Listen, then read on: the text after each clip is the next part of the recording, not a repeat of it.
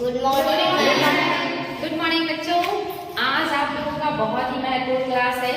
अब तक जो भी पढ़ाई गई है क्लास, उन सबसे जो भी इम्पोर्टेंट पॉइंट हैं, आज उसके बारे में डिस्कशन करेंगे, आप लोग का रिवीजन करेंगे, क्योंकि आज आपका प्रागैतिहासिक काल, आदि ऐतिहासिक काल, ये सारी चीजें समाप्त हो चुकी हैं और अब हम जो है मंडे से या नेक्स्ट डे से ऐतिहासिक काल शुरू करेंगे। उसके पहले आपने 2 काल पढ़ के खत्म कर दिया है, तो आज मैं जानना चाहती हूँ कि बच्चों को कितना तैयार हो गया है, और अगर तैयार नहीं हुआ है तो आज एक बार फिर से रिवाइज करेंगे वो 2 काल को जो आपने खत्म कर लिया है, और आगे से आपका जो है शुरू होगा ऐतिहासिक काल। तो आज का क्लास बहुत इंपॉर्टेंट है, लेकिन इसके पहले के जो क्लासेस हैं अगर बच्चों ने नहीं देखा है तो उसको जरूर देखिएगा, क्योंकि यहाँ जो भी चीजें आज मैं रिवाइज करूंगी बहुत शॉर्ट फॉर्म में होता है या होगा, और जो इसके पहले सारी चीजें बहुत डिटेल में बहुत बेहतरीन तरीके से पढ़ाई गई हैं, तो आप लोग उसको जरूर देख लीजिएगा। और चलिए बच्चों शुरू करते हैं आज की क्लास। तो सबसे पहला जो शुरुआत करेंगे वो हम मानव के विकास और उत्पत्ति से करेंगे, क्योंकि जो इतिहास होता है वो इंसानों का होता है, जानवर और जो पेड़ पौधे होते हैं उनका इतिहास नहीं होता, इंसान का इतिहास होता है। बाकी लोगों के बारे में जियोग्राफी में पढ़ा जाता है, तो इतिहास इंसान का है। तो सबसे पहले जानेंगे कि इंसान दुनिया में कहाँ आया, कैसे कैसे उसका विकास हुआ और आगे वो कैसे इन सारी चीजों का डेवलपमेंट करता है। तो सबसे पहले बताना चाहेंगे कि जो मानव की उत्पत्ति है वो कौन से महाद्वीप में हुआ था बच्चों? अफ्रीका महाद्वीप। अफ्रीका महाद्वीप में।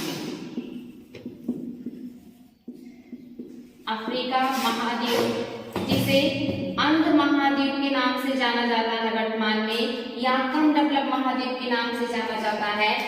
ये महाद्वीप में ही सबसे पहले मानव का विकास हुआ था। कितनी विडंबना की बात है कि जहाँ सबसे पहले मानव का विकास हुआ, जहाँ से मानव दुनिया में आया और पूरे विश्व में जो है फैला, उस महाद्वीप का विकास सबसे कम है वर्तमान में।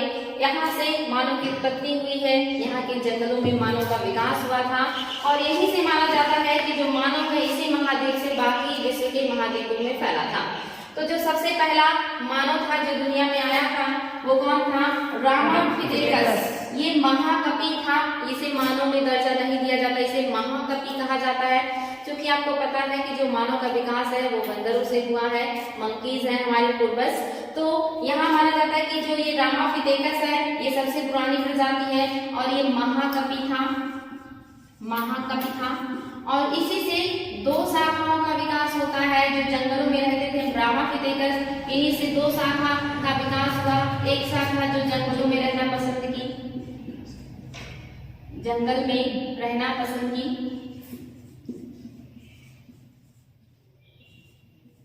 लेकिन उसका जो है इतिहास नहीं होगा, बिकॉज वो क्या है, वो मानव नहीं बल्कि जानवरों जैसा ही बिहेव करता रह गया, वो जंगलों में ही रहा। लेकिन इसकी जो दूसरी शाखा जो खुले घास के मैदान में रहना पसंद की, खुले घास के मैदान में रहना पसंद किया, वो कौन सा मानव था?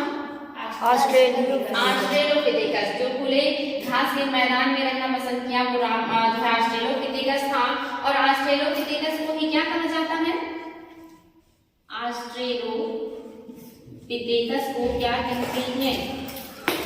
मानव का आदि पूर्वज, मानव का आदि पूर्वज कहते हैं। ऑस्ट्रेलोपिथेकस को मानव का आदि पूर्वज कहते हैं। वेरी वेरी इंपॉर्टेंट,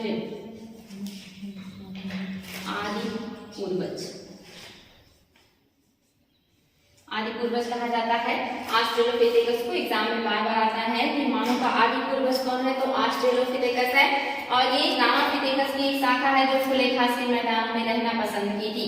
ये बहुत इंपॉर्टेंट बार बार एग्जाम में आता है। इसके बाद ये जो मानव है ये अलग अलग क्षेत्र में विश्व के फैल जाता है, और अलग अलग क्षेत्र में जाने के बाद डेवलपमेंट अपना करता है, अलग अलग चीजों का आविष्कार करता है। जैसे इसी क्रम में आप देखेंगे तो नेक्स्ट जो मानव है वो है होमो इरेक्टस। इसका जो जन्म या जो विकास था या इसकी जो अस्थिपंजर पाए गए हैं, ये कहाँ पाए गए हैं? इंडोनेशिया में पाए गए हैं। इंडोनेशिया में पाए गए हैं। इसी के आधार पर इसे जावा मानव भी कहा जाता है, और इसका एक नाम क्या है? होमो इरेक्टस। होमो इरेक्टस या जावा मानव जो इंडोनेशिया में इसका जीवाश्म पाया गया या वहां पे ये रहता था, इसने सबसे पहले खड़ा होकर चलना शुरू किया।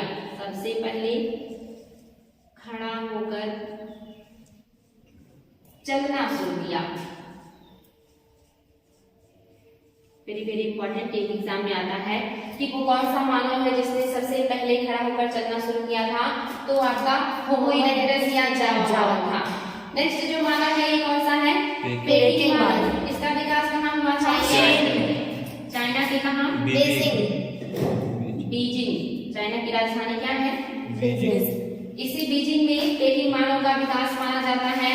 और ये क्यों फेमस है, सबसे पहले आग का प्रयोग किया था। हाँ बिल्कुल बच्चे, सबसे पहले इसी मानव ने आग का प्रयोग किया था या आग का आविष्कार किया था, आग का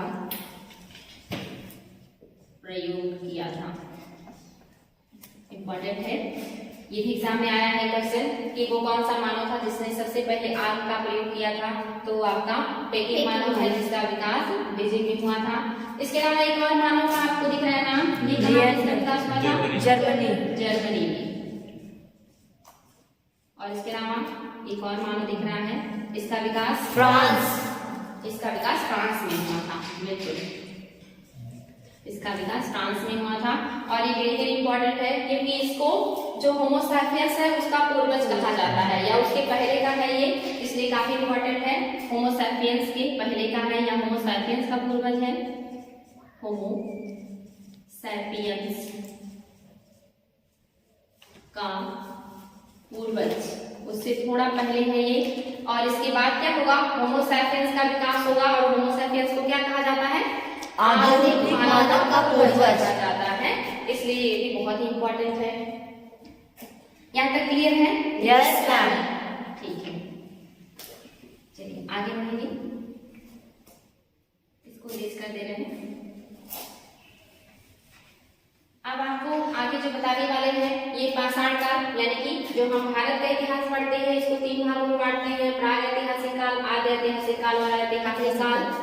प्राग ऐतिहासिक काल की जानकारी हमें सिर्फ पुरातात्विक साक्ष्यों से चलता है। इस काल की हमारे पास कोई लिखित जानकारी नहीं है, यानी कि इस काल का मानव पढ़ना लिखना नहीं जानता था। ये सारी चीजें डिटेल में बताई जा चुकी हैं। इसके बाद दूसरा काल आता है आदि ऐतिहासिक काल का। इस काल की भी जानकारी हमें पुरातात्विक स्रोतों से ही चलता है, बिकॉज इस काल की जो लिखित सामग्री या जो साहित्यिक चीजें मिली हैं वो आज तक पढ़ी नहीं जा सकी हैं। ठीक है, और जो तीसरा काल आएगा ये ऐतिहासिक काल है। इस काल की जानकारी के हमारे पास बहुत सारे स्रोत हैं, पुरातात्विक स्रोत हैं, साहित्यिक स्रोत हैं। साहित्यिक स्रोतों में देशी और विदेशी दोनों विवरण हैं।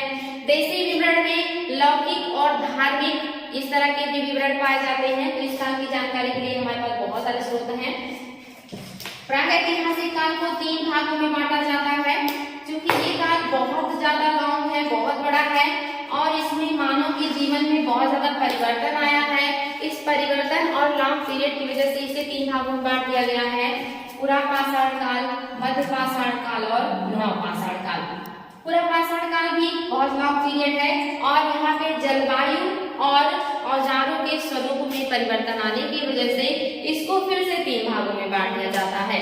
जलवायु में जो है परिवर्तन, यानी कि धीरे धीरे मौसम गर्म हो रहा है और जो हथियार के स्वरूप है इंसान के वो बदल रहे हैं, इस वजह से इसे फिर से 3 भागों में बांट दिया जाता है। और वो कौन सा है, पहला निम्न पुरापाषाण काल और दूसरा मध्य पुरापाषाण काल और तीसरा उच्च पुरापाषाण काल। इसकी कुछ विशेषताएं हैं, जैसे निम्न पुरापाषाण काल में जो मानव है वो कौन से पत्थर का उपयोग करता है हथियार बनाने में, क्वार्टजाइट। इस काल का जो मानव है, निम्न पुरापाषाण काल का जो मानव है ये हथियार बनाने के लिए क्वार्टजाइट पत्थर का प्रयोग करता है। और ये जो पत्थर है या ये जो हथियार है ये काफी बड़े आकार के हैं, इनमें परिष्करण नहीं किया गया है या इनको जो है हथियारों के रूप में बहुत ज्यादा सुसंस्कृत तरीके से नहीं बनाया गया है, बल्कि जो है वो काफी बेडाऊ किस्म के हैं। और इन बड़े हथियारों से क्वार्टजाइट के बड़े हथियार बनाए हैं, बड़े हथियार। और इन बड़े हथियारों से ये क्या करते थे, बड़े बड़े पशुओं का जो है शिकार करते थे। जैसे आप देखोगे हाथी के ही समान उस समय एक और भी पाया जाता था जीव, जिसको मैमथ कहते थे। हाथी से कई गुना बड़ा होता था मैमथ, इसका भी शिकार करते थे। इसके अलावा जो आप देखोगे हिरण का शिकार करते थे। इसके अलावा जो जंगली पिग्स होते हैं उन सब का, यानी कि सुअर, और इसके अलावा बहुत सारे शेर हो गए, सारे जीवों का ये लोग क्या करते थे, बड़े बड़े हथियारों से बड़े बड़े खतरनाक जीवों के लिए शिकार किया करते थे। आपको पता है कि पूरा पाषाण काल का जो हथियार है वो पल्लवरम के समीप रॉबर्ट ब्रूस ने 1863 में हैंड एक्स यानी कि हाथ की कुल्हाड़ी को ढूंढा था, और वहीं से पूरा पाषाण काल जो है वो सामने आता है। इसीलिए उन्हें प्रागैतिहासिक काल का जनक भी कहा जाता है, क्योंकि उनकी वजह से जो है इस काल की खोज हुई और धीरे धीरे जो है खुदाई शुरू हुआ, और भारत का जो इतना प्राचीन इतिहास है ये धीरे धीरे सामने आने लगा है। तो ये कहाँ है, तमिलनाडु में पल्लवरम नामक स्थान है, जहाँ से 1863 में रॉबर्ट ब्रूस को हैंड एक्स मिला था। यानी कि इस काल के जो हथियार है उसमें हाथ की जो कुल्हाड़ी है वो प्रमुख स्थान पे है। इसके अलावा जो है चॉपर, चॉपिंग यानी कि एक धार वाले हथियार और दो धार वाले हथियार ये भी उपयोग में लाते हैं, और ये काफी बड़े हैं, बेडौल है, और इसे बड़े बड़े जीवों का शिकार करते हैं। तो ये है आपका निम्नपुरा पाषाण काल। इसके अलावा आपको मध्यपुरा पाषाण काल के बारे में थोड़ा बताते हैं। मध्यपुरा पाषाण काल जो है इस काल में जो हथियार है इनके जो पत्थर है वो बदल गए हैं। ये कौन से पत्थर हैं? जेस्पर और जर्ड। इन पत्थरों के हथियार ये लोग उपयोग में लाने लगे हैं। ये जो पत्थर है ये क्वार्टजाइट पत्थर से थोड़ा ज्यादा मजबूत है, और इनसे जो हथियार बनाए गए हैं उसमें फिर अभी लोग कोशिश कर रहे हैं धार बनाने की, नुकीले जो है इसका स्ट्रक्चर बनाने का प्रयास किए हैं, और हथियार को थोड़ा सा इन्होंने और बेहतर करने का प्रयास किया है। तो इस काल में हथियारों के स्वरूप में परिवर्तन आया है, और जो हथियार का पत्थर है वो भी क्या है, बदल गया है। इसके अलावा एक और भी आपने पत्थर का नाम सुना होगा, यह हथियार पेगुल। पेगुल पेगुल हथियार ये क्या होता था? नदियों में जो पत्थर पानी की धारा में जो है पानी के साथ बहते रहते हैं, या उसके साथ लुढ़कते लुढ़कते और वो बहुत खूबसूरत आकार ले लेते हैं, या नदियों के किनारे जो पत्थर पाए जाते हैं पानी के थपेड़े से वो कटते कटते खूबसूरत आकार ले लेते हैं। जो नेचुरली बने होते हैं हथियार, या जो नेचुरली स्वरूप आ जाता है पत्थरों का, वो क्या होता है, वो पेगुल कहलाता है। इन्हीं पेगुल हथियारों को आदि मानव जो उपयोग करता था अपने शिकार करने के लिए। ठीक है, तो पेगुल क्या है? नदियों के द्वारा, नदियों के पानी के थपेड़े से या नदियों में बहते हुए जो कंकड़ या पत्थर जो होते थे और एक नया आकार अलग अलग तरह का स्वरूप ले लेते थे, उनको भी मानव हथियार के रूप में उपयोग में लाता था। ठीक है, इसके अलावा उच्चपुरा पाषाण काल वेरी वेरी इंपॉर्टेंट, यहाँ से बहुत सारा क्वेश्चन बनता है। इस काल के जो हथियार है इसका पत्थर फिर से बदल गया है। क्या पत्थर हो गया है? चकमक पत्थर। चकमक पत्थर, चकमक पत्थर। ये चकमक पत्थर का मतलब है कि इस काल का जो हथियार है वो काफी परिष्कृत हो चुका है, और ये जो चकमक पत्थर है ये आग्नेय चट्टानों का बना है, आग्नेय चट्टानों का, और इसमें थोड़ा चमक है, चमक की वजह से इसे चकमक कहा जाता है। और इस काल का जो हथियार है ये काफी परिष्कृत हो गया है, यानी कि इस काल का जो मानव है इसने हथियार को और भी जो है अपने जरूरत के हिसाब से उसमें नुकीला करना, उसको उसमें जो है नोक निकालना या उसको और भी ज्यादा बेहतर करने का कोशिश किया है। तो इसलिए इस काल के जो हथियार है वो सबसे ज्यादा परिष्कृत है। ये भी एग्जाम में क्वेश्चन आया है कि सबसे ज्यादा परिष्कृत औजार किस काल के हैं, तो आपका इसी काल का हो जाएगा। परिष्कृत औजार जो है आपके उच्चपुरा पाषाण काल के हैं। इसके अलावा पत्थरों के अलावा इस काल का जो मानव है ये हड्डियों का भी उपकरण बनाना शुरू कर दिया था।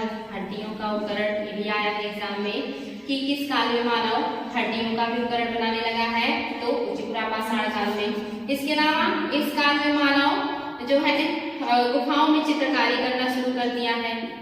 गुफाओं में चित्रकारी शुरू कर दिया था, चित्रकारी और कलर भरना यानी कि रंग भरना भी शुरू कर दिया था। और इसके अलावा इस काल में जो बारिश का रेशियो है वो बहुत ज्यादा बढ़ गया, यानी कि वर्षा ज्यादा होने लगा है, वर्षा का मात्रा बढ़ गया है, मात्रा बढ़ गया है।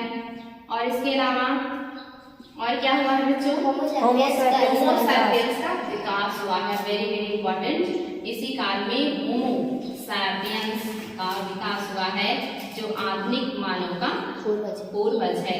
ये सारे पॉइंट एग्जाम में आ चुके हैं और ये बहुत ही इम्पोर्टेंट है, ये आप लोगों को बिल्कुल याद होना चाहिए। अब आगे बढ़ेंगे।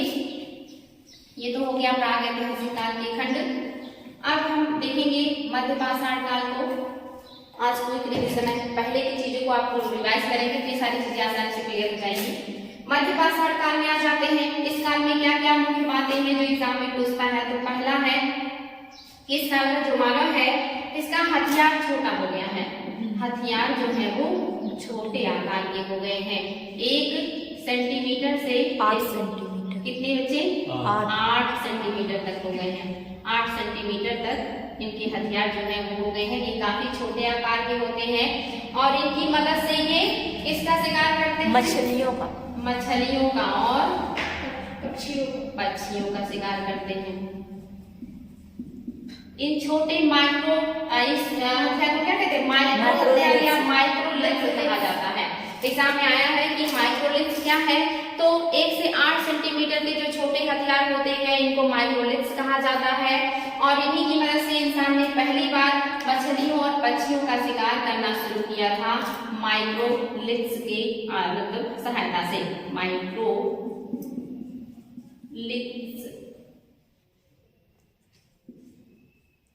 माइक्रोलिंक्स की सहायता से इंसानों ने क्या किया है? मछलियों और पक्षियों का शिकार करना शुरू किया है। ये वेरी वेरी इंपॉर्टेंट। इसके अलावा दूसरा क्या है?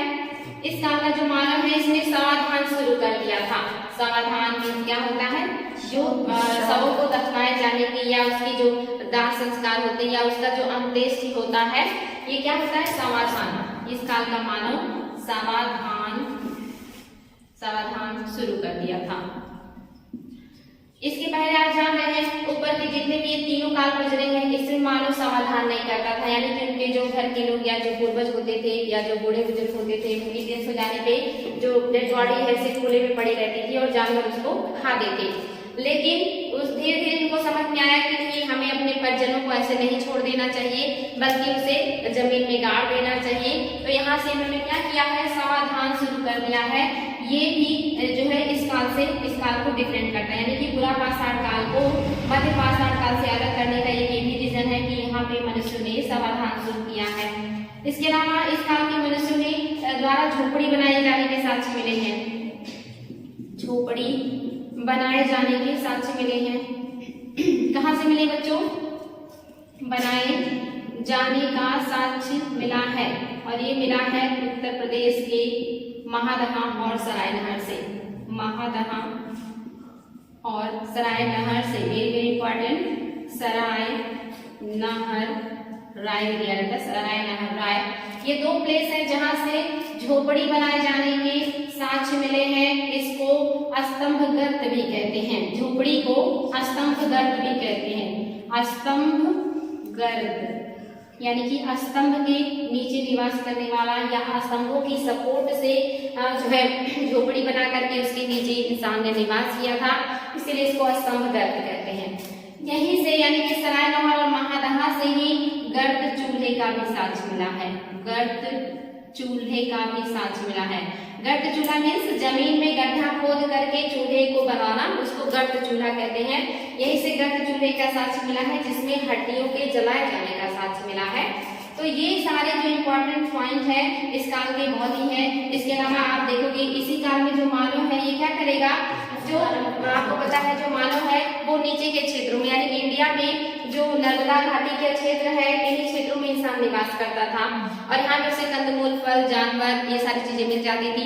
लेकिन आप जब आपका देखेंगे मध्य पाषाण काल आएगा तो जो मानव है उन क्षेत्रों से निकल करके ऊपर के मैदानी क्षेत्रों की तरफ विस्थापित होगा, क्योंकि जो मैदानी क्षेत्र के बर्फ है वो पिघल चुके हैं, वहाँ पे घास आ गए हैं। उन घास को खाने के लिए शाकाहारी जीव मैदानों में जा रहे हैं और उन शाकाहारी जीवों को खाने के लिए मांसाहारी जीव भी उनके पीछे विस्थापित हो रहे हैं।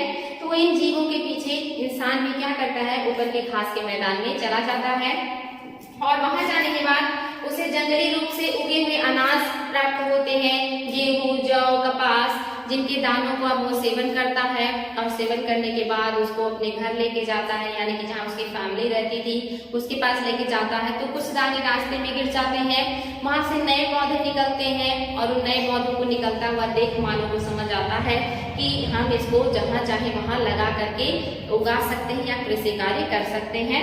और यहाँ से मनुष्य ने सोचा कि अब हम कृषि का कार्य शुरू करेंगे और नवपाषाण काल में जो मनुष्य पहुंचता है तो वहां से इंसान कृषि करना शुरू कर देता है और जब कृषि करेगा तो उसके जीवन में और भी परिवर्तन आएंगे। तो यहाँ तक क्लियर है बच्चों? Yes ma'am. ओके, चलिए अब नवपाषाण काल भी देख लेते हैं। ये था मध्यपाषाण काल के इंपॉर्टेंट पॉइंट। नवपाषाण काल, ये काल बहुत ही महत्वपूर्ण है, इंसान के जीवन में बहुत ज्यादा परिवर्तन आया है। जैसे इंसान ने क्या किया, कृषि कार्य शुरू कर दिया, कृषि कार्य शुरू कर दिया। इसके अलावा कृषि कार्य प्रारंभ किया। दूसरा, अस्थायी जीवन जो शुरू हो गया, अस्थायी जीवन शुरू हो गया। और अस्थायी जीवन कैसा, ग्रामीण जीवन, बस्तियां बना करेंगे। और ये अस्थायी जीवन का सबसे पहला जो साक्ष्य है वो मेहरगढ़ से मिला है। मेहरगढ़ जो बलूचिस्तान पाकिस्तान में पड़ता है, सबसे पहले यहीं से अस्थायी बस्तियों का साक्ष्य मिला है। ये बहुत इंपॉर्टेंट प्लेस है। यहीं पे सबसे पहले मानव ने जौ और गेहूं की खेती शुरू की थी। यहीं के मानव ने सबसे पहले कच्चे ईंटों का मकान बनाया जो 4 कमरों का हुआ करता था। यहीं के मानव ने सबसे पहले मानव के साथ बकरी के दफनाए जाने का साक्ष्य मिला है और साथ में खाने पीने की वस्तुएं मिली है, जिससे पता चलता है कि इस मानव, इस काल का जो मानव है वो परलोक में विश्वास करता है। उसे लगता है कि जो हमारे पूर्वज है या जो हमारे घर के लोग हैं ये दूसरी दुनिया में जाएंगे और वहां उन्हें इन सारी चीजों की भी जरूरत पड़ेगी। तो उसने डेड बॉडीज के साथ उनके खाने पीने की चीजें, उनकी जरूरत की चीजों को उपलब्ध कराने का प्रयास किया है। तो यहीं से पता चलता है कि इंसान परलोक में विश्वास करना शुरू कर दिया था या दूसरे लोक में उसे विश्वास होने लगा था। तो यहाँ से इस तरह के साक्ष्य मिले, बहुत इंपॉर्टेंट है, बार बार क्वेश्चन बनता है।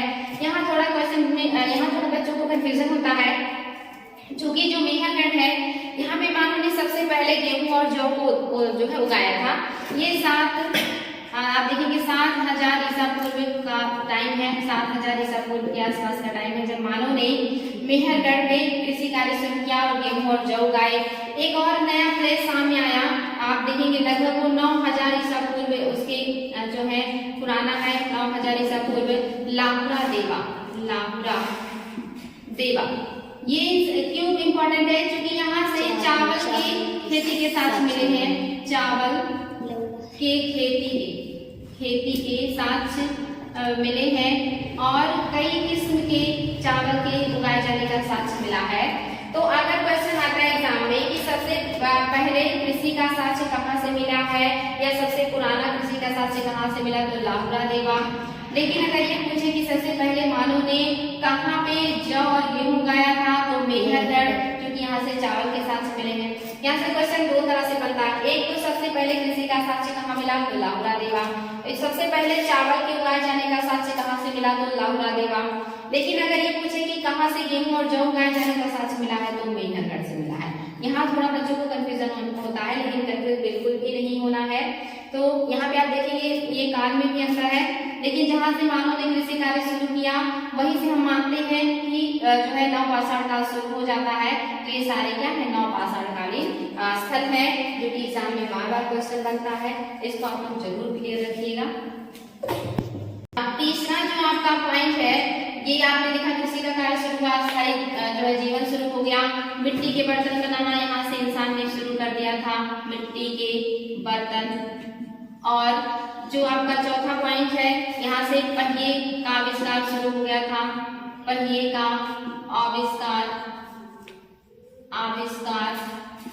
और इसके अलावा आप देखेंगे इसी काल से जो है मानव ने आग का नियमित जो है उपयोग शुरू कर दिया। आग का नियमित उपयोग जो है मानव ने इसी काल में शुरू कर दिया था।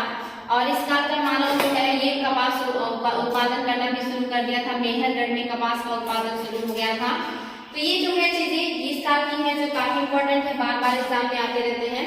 अब आगे बढ़ेंगे सिंधु घाटी सभ्यता के बारे में, यानी कि आद्य ऐतिहासिक काल में आएंगे, सिंधु घाटी सभ्यता के बारे में जानेंगे। फटाफट इसके इंपॉर्टेंट पॉइंट को, जो सिंधु घाटी सभ्यता है जिसको आद्य ऐतिहासिक काल में क्यों रखा जाता है, क्योंकि इसके स्क्रिप्ट आज तक पढ़े नहीं जा सके हैं। इसके जानने के स्रोत भी पुरापाषाण कालीन यानी कि जो आपके पुरातात्विक स्रोत हैं, इसी से पता चलता है कि इस काल का जो जीवन है, जो सामाजिक, आर्थिक, राजनीतिक, इन सारी चीजों के बारे में जो जानकारी है वो हमें पुरातात्विक साक्ष्यों से ही चलता है। लेकिन साक्ष्य आज तक पढ़े नहीं जा सके हैं, और वो क्यों नहीं पढ़े जा सके हैं, ये सारी चीजें बता चुकी हैं, उसको जरूर रिवाइज कीजिएगा। यहाँ के जो नगर नियोजन है ये सब बहुत ही विशिष्ट है। नगर नियोजन प्रणाली भी मैंने आपको बहुत विस्तार में पढ़ाया है कि किस तरह के वहाँ की गलियां हैं, सड़कें हैं, मकान है। तो नगर नियोजन जो है बहुत ही बेहतरीन है, यहाँ का सबसे विशिष्ट है समकालीन सभी सभ्यताओं में, इसीलिए इसे नगरीय सभ्यता का नाम दिया गया। सामाजिक जीवन में आप देखेंगे कि 4 वर्ग हैं, जो है पुरोहितिया, एक वर्ग है योद्धा और प्रशासनिक वर्ग, दूसरा है पुरोहित या विद्वान वर्ग, तीसरा जो है वो श्रमिक या जो है कृषक वर्ग, और जो चौथा है वो व्यापारी या शिल्पी वर्ग है। तो जो समाज है वो इन 4 भागों में बटा हुआ है, और जो समाज है यहाँ का वो मातृ प्रधान समाज माना जाता है, क्योंकि जो मिट्टी की मूर्तियां मिली हैं वो ज्यादातर महिलाओं की मिली हैं, और महिलाओं की पूजा का साक्ष्य यानी कि मृत मूर्तियों में पूजा का साक्ष्य मिला है, इसीलिए इसे मातृ प्रधान समाज कहा जाता है। इसके अलावा सांस्कृतिक जीवन जो है यहाँ का ये भी बहुत ही उन्नत है। यहाँ के पुरुष और महिला दोनों श्रृंगार करते हैं। समाज जो है वो समता मूलक है।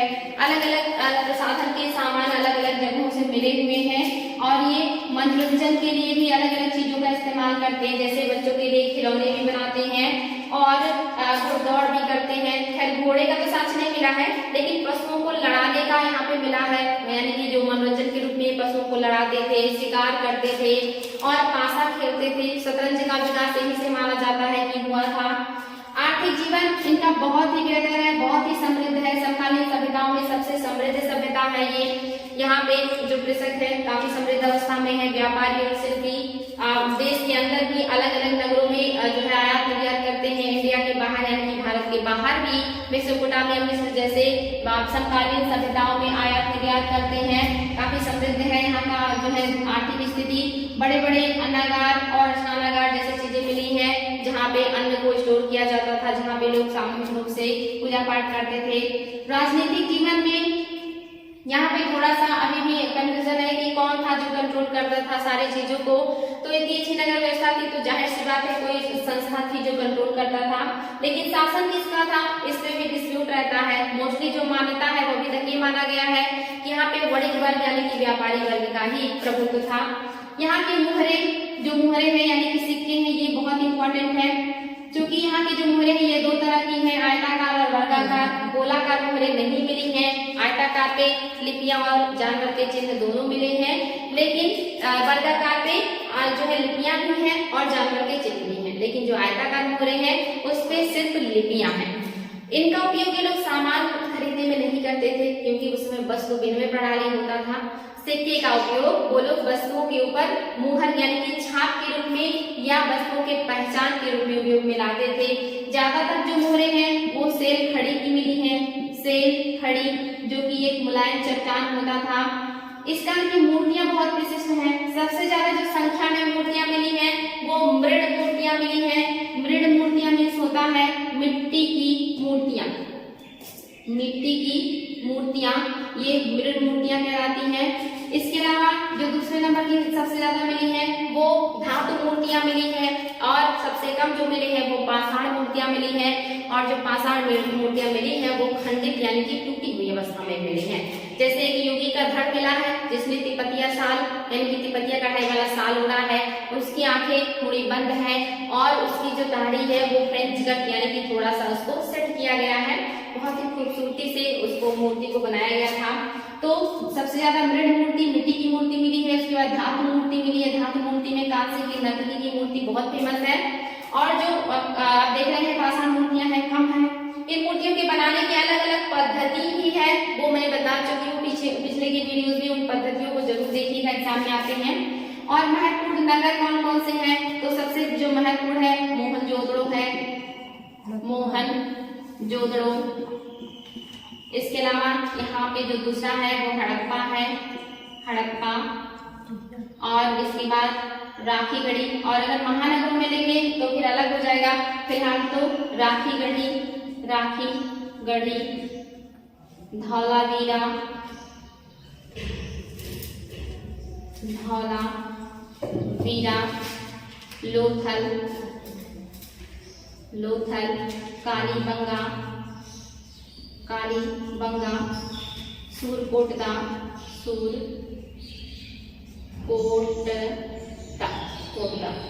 ये वहाँ के कुछ महत्वपूर्ण नगर है, जिसमें से आप देखेंगे तो आप जब सीक्वेंस मिलाते हैं तो ये सीक्वेंस है। सबसे बड़ा मोहनजोदड़ो, हड़प्पा, राखीगढ़ी और धौलावीरा। लेकिन वर्तमान की खोज के अकॉर्डिंग ये जो स्थिति बदल गई है, राखीगढ़ी सबसे बड़े क्षेत्रफल में आया है, लेकिन ये करंट में आया है। मोहनजोदड़ो क्यों फेमस है? इसमें बहुत सारी ऐसी चीजें मिली है जो एग्जाम में बार बार पूछता है। ये चीजें आप लोगों को रिवाइज करनी है पीछे जा करके। खास करके सबसे ज्यादा संख्या में मोहरे मिली है, नटराजन की मूर्ति मिली है, कांसे की मूर्ति मिली है, सबसे ज्यादा संख्या में मोहरे मिले हैं। ईंट भट्ठे का साक्ष्य मिला है, यहाँ से मलेरिया से लोगों की मृत्यु होने का साक्ष्य मिला है।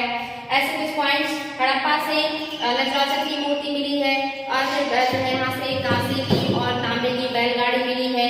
सबसे ज्यादा लिपियुक्त मोहरे मिले हैं, और कब्र 837 मिला है, जहाँ से देवदार के लकड़ी का बना हुआ ताबूत मिला है। आगे राखीगढ़ी जो है सबसे बड़े क्षेत्रफल के रूप में सामने आ रहा है, हरियाणा का प्लेस है ये। और जो धौलावीरा है ये भी बहुत इंपॉर्टेंट है। यहाँ से नगर जो है वो 3 भागों में डिवाइड होने का साक्ष्य मिला है, तीनों का ध्रुवीकरण मिला है। जो यहाँ का जल प्रबंधन है सबसे विशिष्ट है, सबसे उन्नत किस्म की जल प्रबंधन प्रणाली है यहाँ की। यहाँ से स्टेडियम का साक्ष्य मिला है, यहाँ से साइन बोर्ड मिला है, यानी कि लिपियुक्त एक बोर्ड मिला है, ये भी सामने आया है। इसके अलावा लोथल बहुत इंपॉर्टेंट है, पंचतंत्र की कहानी में उल्लेख जिस लोमड़ी का है उसका साक्ष्य मिला है मृत भांडों पे। इसके अलावा मम्मी का साक्ष्य मिला है, यहाँ से कलर करने का यानी कि रंगाई करने का कुंड मिला है, अनाज के कुठार मिले हैं, और एक बंदरगाह नगर है। यहाँ का जो बंदरगाह है ये मानव द्वारा निर्मित सबसे बड़ी संरचना है, ये भोगवा नदी के किनारे है। यहाँ से मलका बनाने का कारखाना भी मिला है। तो ये सारी चीजें जो है आपके लोथल से मिली है। और भी पॉइंट्स हैं उसको आप लोग रिवीजन कर लीजिएगा बच्चों। कालीबंगा ये भी बहुत इंपॉर्टेंट है, यहाँ से खेती करने के साक्ष्य मिले हैं, या जुते हुए खेत का साक्ष्य मिला है। खेत में अंतरा फसलीकरण या मिश्रित कृषि का साक्ष्य मिला है, बहुत ही वैज्ञानिक तरीके से ये कृषि किया करते थे। यहाँ से अलंकृत ईंटों से आज है फर्श के पक्कीकरण का साक्ष्य मिला है। यहाँ से शल्य चिकित्सा यानी कि सर के ऑपरेशन का साक्ष्य मिला है। यहाँ से बेलनाकार मोहर यानी कि मेसोपोटामिया का मोहर का साक्ष्य मिला है। और इसके अलावा यहाँ से बहुत सारी चीजें हैं जो आपको जानना है कि क्या खास चीजें हैं, उसको रिवाइज कीजिएगा। सूरकोटदा ये दक्षिणी रंग के पास सिंधु घाटी सभ्यता का महत्वपूर्ण स्थल है, यहाँ से घोड़े के अस्थियों के साक्ष्य मिले हैं। यहाँ से शॉपिंग कॉम्प्लेक्स का साक्ष्य मिला है, यहाँ के जो घर है इनको परकोटों से यानी कि बाउंड्री से घेरने का साक्ष्य मिला है। तो ये इंपॉर्टेंट पॉइंट है यहाँ के। इसके अलावा बाकी नगरों से भी बहुत सारी चीजें मिली है, बहुत सारी चीजें हो चुकी हैं, बच्चे इसको रिवाइज कीजिएगा। तो ये सिंधु घाटी सभ्यता है, नगर नियोजन सारी चीजें आपको मैंने रिवाइज किया है। अब वैदिक काल में आ जाएंगे। वैदिक काल में आप देखेंगे इसको 2 भागों में बांटा गया, ऋग वैदिक काल और उत्तर वैदिक काल। ऋग वैदिक काल का जो कार्यकाल है ये 1500 ईसा पूर्व से जो है आप देखेंगे 1000 ईसा पूर्व है, 1000 ईसा पूर्व। और जो उत्तर वैदिक काल है ये 1000 ईसा पूर्व से लेकर के 600 ईसा पूर्व इसका कार्यकाल है। इसमें भी बहुत ज्यादा परिवर्तन आ जाता है। ऋग वैदिक काल में जो सामाजिक, आर्थिक, राजनीतिक, सांस्कृतिक जीवन है वो उसका सेम अपोजिट उत्तर वैदिक काल में आ जाता है। चीजें बहुत तेजी से बदल जाती हैं, और उसके बदलने का क्या रीजन है ये सारी चीजें मैं आप लोगों को बता चुकी हूँ कि क्यों इतनी तेजी से परिवर्तन आया था, क्या था उसके पीछे वजह। तो यहाँ पे जो सामाजिक जीवन है समतामूलक है, महिलाओं को पुरुषों को समान अधिकार है। राजनीतिक जीवन को छोड़ दे तो महिलाओं को सारी चीजों में लगभग बराबर का अधिकार है। जो समाज है वो वर्ण व्यवस्था पे तो आधारित है, लेकिन जो वर्ण है वो कर्म आधारित है, जन्म आधारित नहीं है। यानी कि सबको अपनी पसंद से, अपने कर्म के अकॉर्डिंग, अपने जरूरत के अकॉर्डिंग वो किसी भी वर्ण में जा सकते हैं, कोई भेदभाव नहीं है। आर्थिक जीवन जो है यहाँ का पशुचारी जीवन है, यानी कि पशुओं को चराते हैं, या खाना बदोश जीवन है। अभी कोई इस तरह का राजतंत्रात्मक व्यवस्था नहीं है, बल्कि लोकतंत्रात्मक यहाँ पे जो है पाई जाती है चीजें। लोग जो है अपनी स्वेच्छा से, कबीले का जो भी व्यक्ति सबसे महत्वपूर्ण होता था, शक्तिशाली होता था, अच्छा होता था, उसे अपना लीडर चुन लेते थे, उसे स्वेच्छा से बलि यानी कि उपहार दिया करते थे। कोई कर नहीं है, राजा बिल्कुल भी शक्तिशाली नहीं है, जो भी चीजें होती है वो जनता जनता ही डिसाइड करती है और उसके लिए 3 समितियां बनाई गई है या 3 जो है संगठन है, सभा, समिति और विदग्ध, जिनके अलग अलग कार्य हैं और उसमें अलग अलग लोग रहते हैं। इस तरह के मतलब जो है संगठन है जो राजा को कंट्रोल करते हैं। राजा के कुछ और भी अधिकारी हैं, सेनानी, पुरोहित और ऐसे करके आप देखेंगे अस्पर्श, पुरुष, ब्राजपति, ग्रामणी, ये सारे उसके कैबिनेट मंत्री की तरह हैं जो भी उसकी मदद करते हैं। वो सारी चीजें डिस्कशन हो चुकी हैं बच्चे। इसके बाद आप देखेंगे सांस्कृतिक जीवन। तो सांस्कृतिक जीवन भी यहाँ का ये लोग मनोरंजन भी करते हैं, जैसे रथ दौड़ करना, शिकार करना, पासा खेलना, संगीत सुनना, ये सारी चीजें हैं इनके जीवन में। सांस्कृतिक जीवन अच्छा है। प्राकृतिक पूजा करते हैं, यज्ञों का बहुत ज्यादा अभी यहाँ पे उपयोगिता नहीं है, लेकिन आगे चल करके ये सारी चीजें बदल जाएंगी। उत्तर वैदिक काल में आएंगे तो यहाँ पे सामाजिक जीवन अब समता मूलक नहीं रहा। वर्ण व्यवस्था जो हो गई वो अब कर्म आधारित ना होकर के जन्म आधारित हो गई। एक तरीके से जाति व्यवस्था जैसी चीजें यहाँ पे लागू हो गई। आर्थिक स्थिति अब बदल गई। अब ना ये पशुचारी ना रह करके अभी क्या कृषि कार्य शुरू कर दिए और कृषि कार्य करने के लिए इन्होंने लोहे के हथियार बनाए और जो शिकार और मतलब युद्ध है उन सब में भी लोहे के हथियार का उपयोग किया जाने लगा। उत्पादन अधिशेष हुआ यानी कि आवश्यकता से ज्यादा हुआ। उसकी प्राप्ति के लिए समाज में बहुत ज्यादा बदलाव आना शुरू हो गया और यहाँ पे उच्च वर्ग के लोग महत्वपूर्ण स्थिति में आ गए और जो निम्न वर्ग के लोग हैं उनकी स्थिति यहाँ पे खराब हो जाएगी। जो आप राजनीतिक जीवन देख रहे हैं, राजा यहाँ पे महत्वपूर्ण हो जाएगा। खैर यहाँ पे जो क्षत्रिय है और जो ब्राह्मण है उनके बीच प्रतिस्पर्धा शुरू हो जाएगा। ब्राह्मण अपने आप को श्रेष्ठ बनाने की कोशिश करेंगे, क्षत्रिय खुद को श्रेष्ठ दिखाने का प्रयास करेंगे और राजनीतिक जीवन में इतना ज्यादा परिवर्तन आएगा कि जो नीचे के वर्ण है उनकी भी स्थिति थोड़ी सी यहाँ पे आपको खराब होती दिखाई देगी। महिलाओं की स्थिति खराब हो जाएगी। उनके जो भी सम्मान प्राप्त था या जो अधिकार थे इस काल में काफी हद तक कम कर दिए जाते हैं। सांस्कृतिक जीवन में इनके जो है वही मनोरंजन के साधन है और जो महिलाओं की स्थिति है वो आप देख ही रहे हैं कि बिगड़ गई है। सांस्कृतिक जीवन में आप देख रहे हैं शिकार, पासा खेलना और युद्ध कला, ये सारी चीजें आ जाएंगी। तो ये तो था उत्तर वैदिक काल। यानी कि इस काल का अगर आपने बहुत अच्छे से अध्ययन कर लिया है तो आप इस काल में उसका सेम अपोजिट करके चीजों को बहुत आसानी से अध्ययन कर सकते हैं बच्चों। तो कोशिश किया है कि काफी हद तक आप लोगों को बता सके, लेकिन आप लोग पीछे के वीडियोस को देखिए, उसको विस्तार से देखने के बाद आपको सारे सवालों के जवाब मिल जाएंगे। इससे कहीं बहुत ज्यादा तथ्य है पीछे के वीडियोस में जो बार बार एग्जाम में आते हैं, उसको आप लोग बार बार देखिए, रिवाइज कीजिए, नोट कीजिए, रिविजन करेंगे तो बहुत आसानी से सारी चीजें याद हो जाएंगी। आप लोगों को कोई दिक्कत है बच्चों? No ma'am. ओके बच्चों, तो फिर आज की क्लास रहने देते हैं। Okay, thank you ma'am.